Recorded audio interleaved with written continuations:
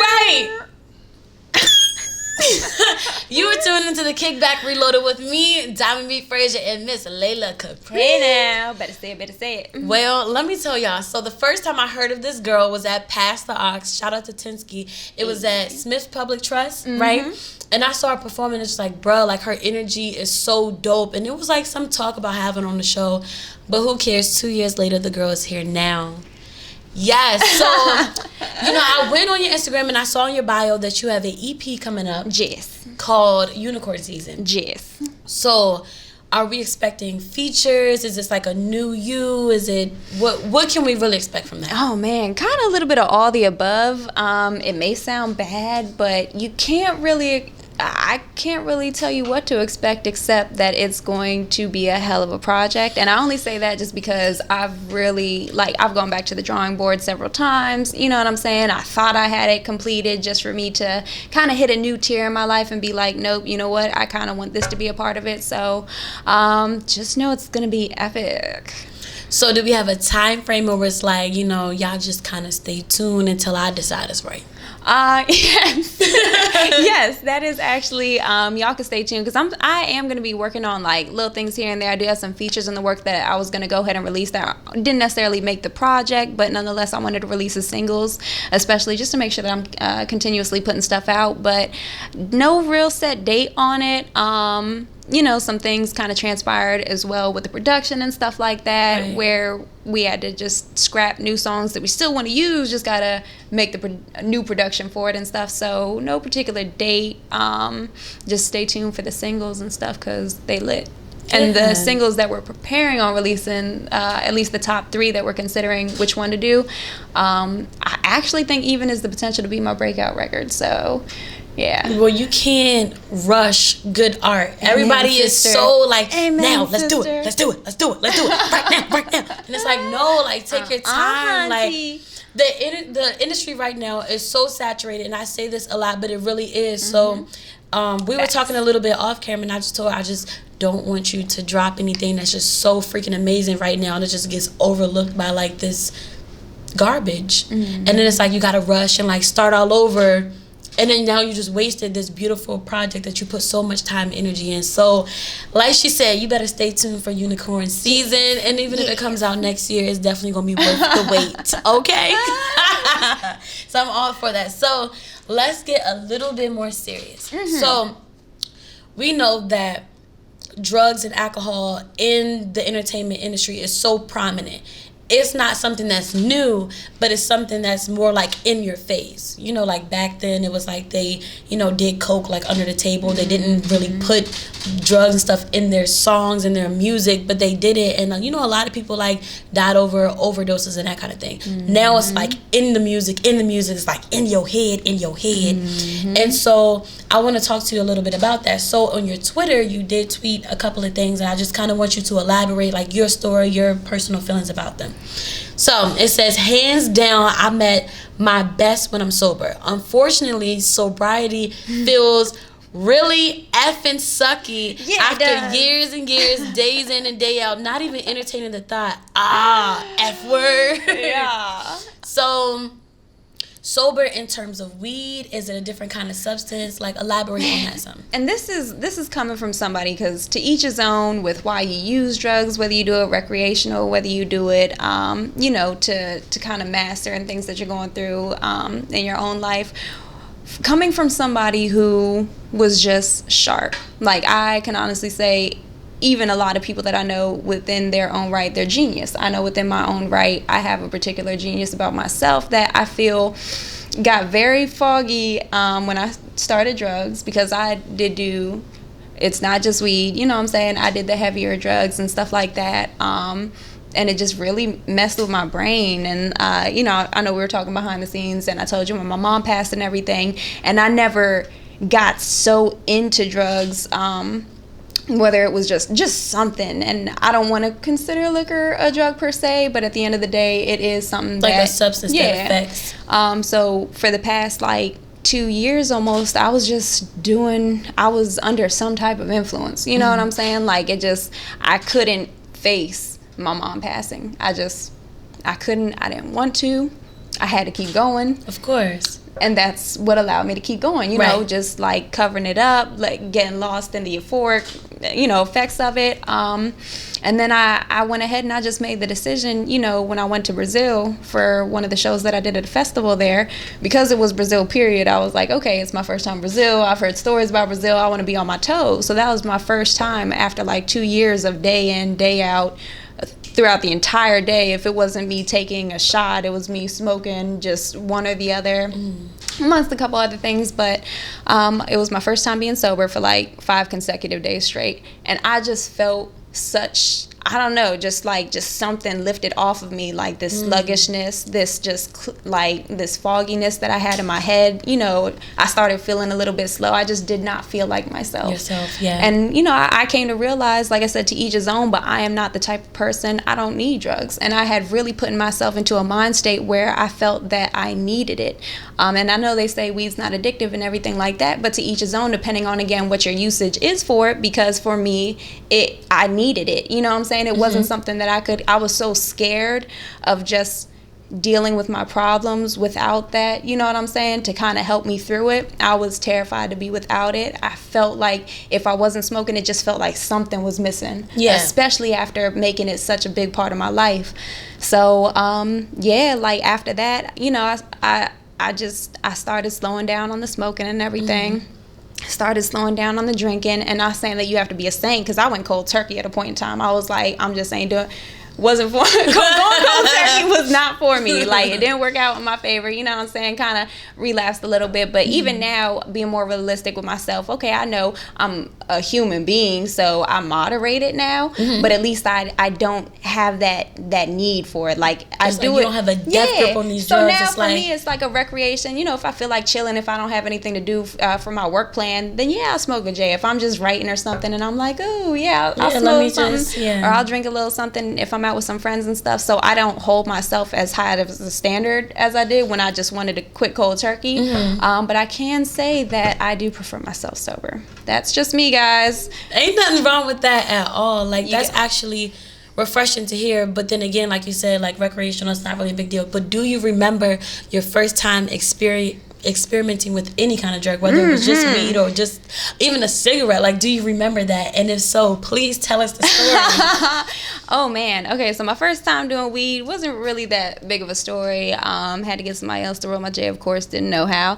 But my first time popping a bean, wow. I was at work. And what is a bean? Because I'm not hip. Like, don't call me slow. Like, I'm learning. One of those beans are actually, now these I don't suggest for anybody to do. Like, if y'all want to smoke weed, have at it. I do not particularly like the pills and stuff. I don't like to say anything influential about them, just because that is one of my biggest regrets, is getting involved with drugs like that. She's just telling the story on how. Yeah. She's not saying do it. She's just telling her story. But yeah, I was at work, and so beans are like ecstasy pills and everything. So I think the one that I had was like a triple stack or something like that. Super strong. Shouldn't have been taking it, especially for my first time taking it. Jesus. And I felt my heart racing. I thought I was gonna die. I went upstairs and I locked myself in the bathroom, and I called my friend, and I was just like, yo, I think I'm going to die. I think I'm having a heart attack. And she just had to talk me through it and everything, and I made it through, but it was frightening. I know they were, like, my job was probably asking, where the fuck is this broad? Because I was gone for like an hour, didn't tell nobody. I was just locked myself in the bathroom. Yeah. So you were like mentally here, like nothing was wrong. Like, you could see everything's fine. It's just like you felt like something internally going on. And especially because it was my first time, retarded to do it at work. But I did it at work, and I was a hostess at the particular job I was at, so I had to be in everybody's face and stuff like that. Like, it was not a good time. So after that, after an hour, and I kind of like started breathing and just, had to tell myself, look, you're just high. It's just a drug. And then, I kind of came to, but I was missing in action for like an hour. So after you did that, how long before you were like, okay, I kind of want to try something else?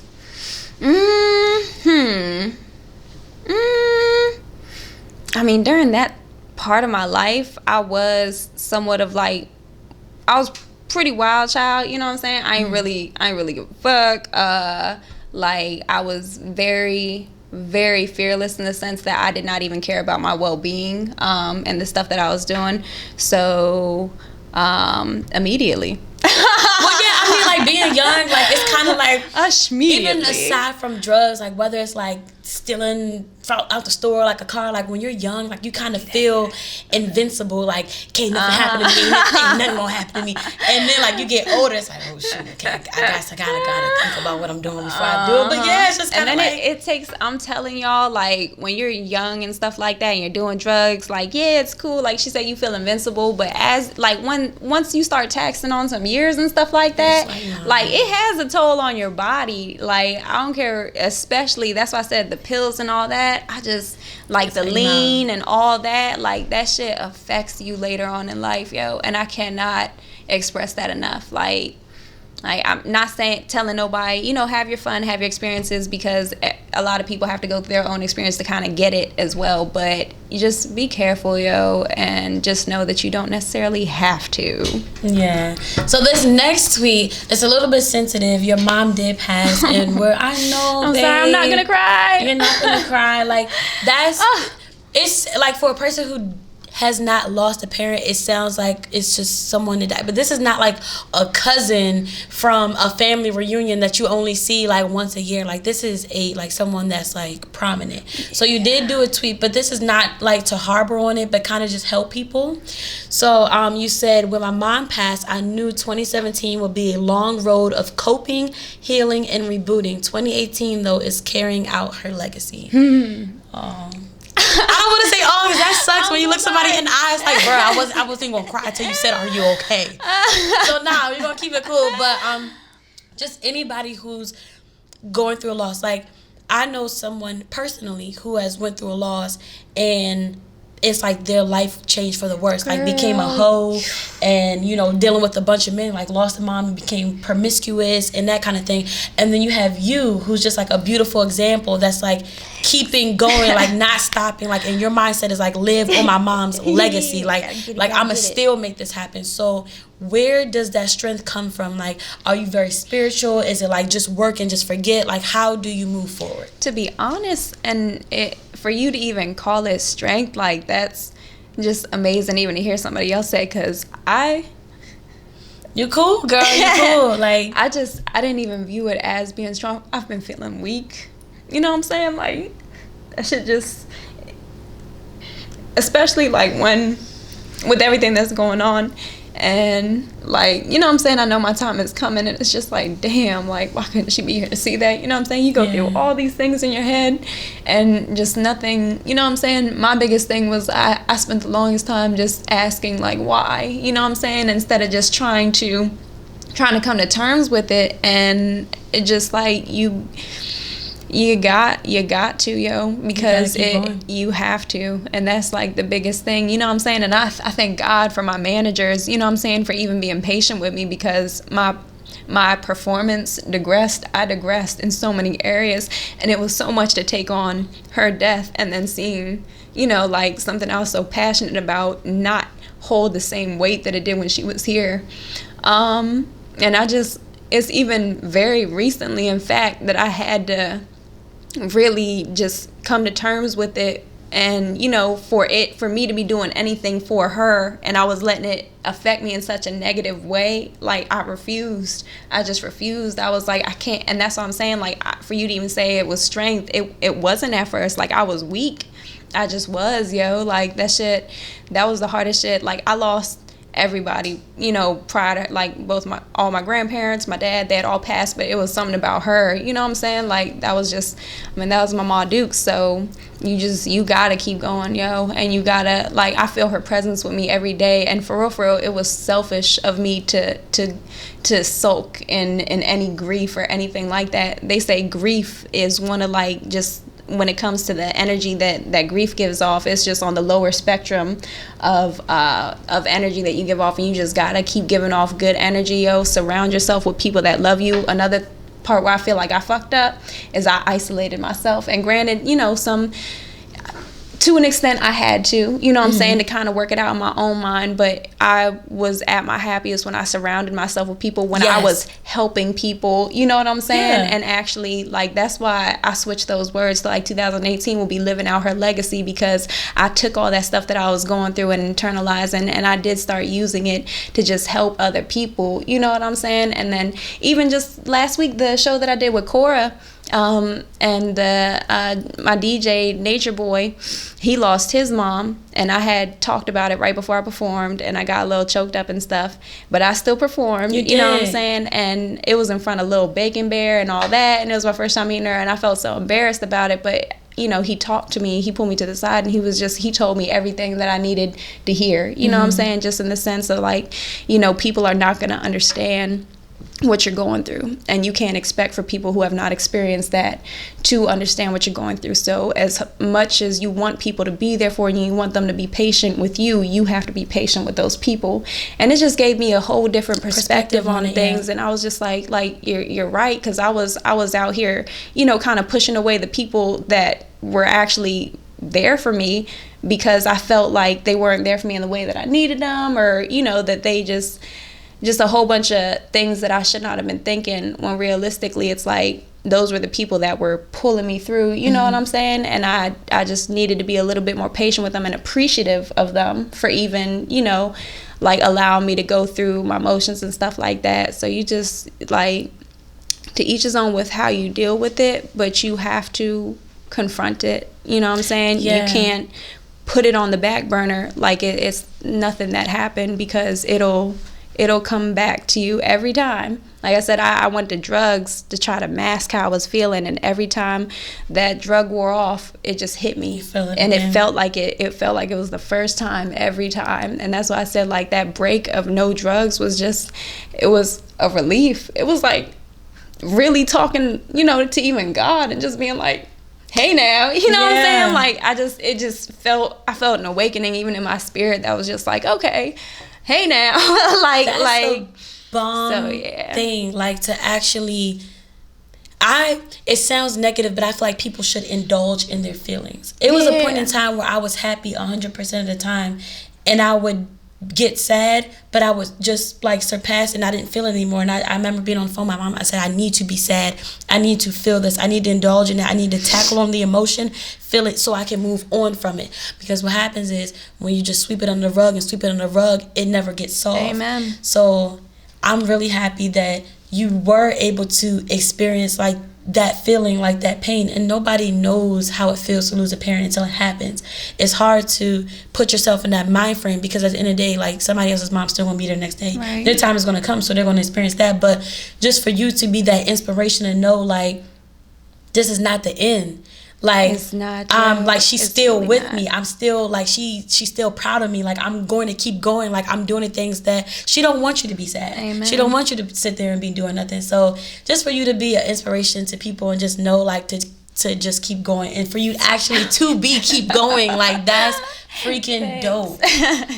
Like, that strength right there, like, not giving up and continuously going. Like, people give up because their career isn't moving as fast as they would like it to go. You lost a parent and you kept going. That's like, you're mad because it's not happening. It's so fast. Like, she lost somebody that's like her whole world, and she's still going. Like, that should be inspiration to a person. Thank you. So yeah, that's really dope. Well, we're gonna switch gears real quick. We're gonna do a quick wit it or quit it. Yeah, a quick wit it or quit it. So I'm gonna read you a statement. You tell me if you agree or not, and then you just elaborate on it. Cool. So, it's very difficult to be successful in the DMV. There are no established labels, legit PRs, connected A&Rs, or moving money. You're better off expanding elsewhere and coming back to your hometown when things already popped. You with that? That you mean you agree, quit it, or like, nah, I could probably make it here? Middle ground on it. Okay. And I say middle ground because I do feel that you do have to establish some type of base. It's always nice, within your hometown and everything, because at the end of the day, when I went to Atlanta, when I went to Cali, and I started touring and stuff, there were a lot of eyes on me, but those eyes started off at home base, people rooting me on, so that when I came back, they already knew me, and then from there, it was just word of mouth. So I feel like it's kind of like a middle ground. You don't want to sleep on your hometown. You do want to do something there, but yes, you do need to know and realize and be able to be real with yourself to know when it's the time to expand and broaden your horizons elsewhere. Okay, I'm with that. Cool. So female rappers will only be a mainstream success if they have colorful wigs, act super girly, and have a Barbie body. Anything less than that may build some buzz, but will never become global unless you have some kind of wild scandal. Damn it. You quit that or you quit that? I'm going to say I quit that because I don't want to, I'm not necessarily the super overly poppy type to wear wigs and stuff like that. And I don't want to believe that that's going to cause my career to plateau at some point. So I'm going to quit it. Yeah, I'm going to quit it. That. We're going to change it up. We're going to bring in some new. There you go. Yeah. There you go. Cool. All right, so women are the most hated and unprotected humans on earth. Are you with that or you quit that? I'm sorry. I'm kind of with that. It's unfortunate. Yeah, I feel like I'm with that. Yeah. And why do you feel that way? I mean, because even, with the racial stuff that's going on and everything, and which should be taken seriously because that stuff is no joke, and why can't everyone be peace and love at the end of the day? But women are still subject to just inequality just all around. I mean, even with that whole, what was it? Was it the Future situation where a chick ain't wanna fuck? So it was some situation. Chick went to the video shoot. I guess she ain't want to fuck, so he ended up kicking her out and she didn't get paid or some shit like that. Excuse me? But yeah. People were bashing her, like calling her a thought and all that. So y'all are calling her a thought because she ain't want to fuck. You know what I'm saying? It's just really like lose. Like, yeah, if she did, then she will be. If she didn't, yeah. Then For women, I feel like we're just not on a fair playing ground yet. So unfortunately, yeah. I agree with that. So this last one, attaining many followers on social media is the only way to be successful in the entertainment business today. On social media? Just in the entertainment industry as a whole. So whether I'm a actor, a singer, a dancer, a musician, like I have to obtain a lot of followers on social media in order for my career to skyrocket. Oh, hell no, yo, because I've been working on my following for a minute, and I see people, you know what I'm saying, with like the blue check mark and stuff like that have like 2,000 followers. So it's really about the quality of your network as well. So no. She like, no. I just don't want people thinking that the numbers is everything. Like, granted, we're in a very shallow era where it plays a big part, and it could definitely help you if you have more numbers, but that's not the end of it. You know what I'm saying? So stop buying them and comments and likes and all, for what? That's the worst thing to do. That you don't want to do because bigger labels can tell when you do that stuff too. She just gave you the tea. And then on top of that, like, when you have a show, who gonna show up? The two real ones you got, ain't nobody coming. Who gonna buy your merch? Ain't nobody buying your merch because they ain't real people.